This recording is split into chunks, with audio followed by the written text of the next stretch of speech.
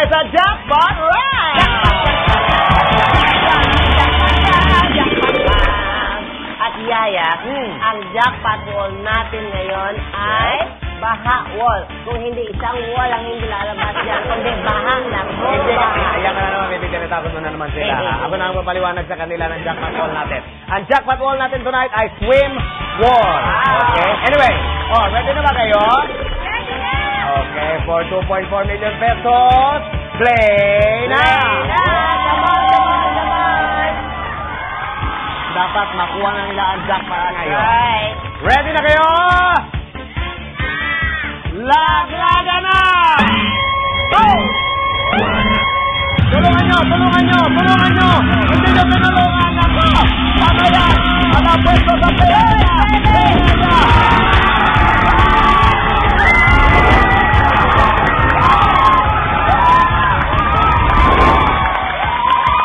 Okay! Nalusutan nyo! Ano bang iramdam? Okay, kukumpirmahin natin, titignan natin ang instant replay. Tumalon, si Joshua, ang tayo ng talon. Ayaw tulungan. Okay, inaasang paa, nakalusot, ang ulo ni Joshua, nakababa. Yaya, walang sabit, walang nahulog.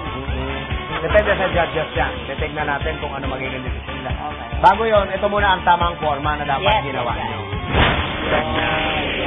Gaya naman ito. Bakla. Yaya, bago natin i-announce, bigay muna natin yung Laglag Award. Ang Laglag Award din natin ngayong gabi ay walang iba kundi si Team Red Dream Team. Kayo ang ating Laglag Award for tonight. Nanalo sila ng 5,000 pesos worth of services from Garo Medical Group plus 3,000 pesos worth of gift certificates from Privo at Congratulations sa inyo. Hindi pa rin kayo natalo, magkano daw, Yaya? 2.4 million pesos ang jackpot. Ano ang naging desisyon? Konting katahimikan. Ako, ang tagal na kasi hindi nakuha yung 2.4 million na yun. Oh. Sana naman ngayon na. Ano ang sabi ng judges, baby? Sabi ng judges, you're such a winner!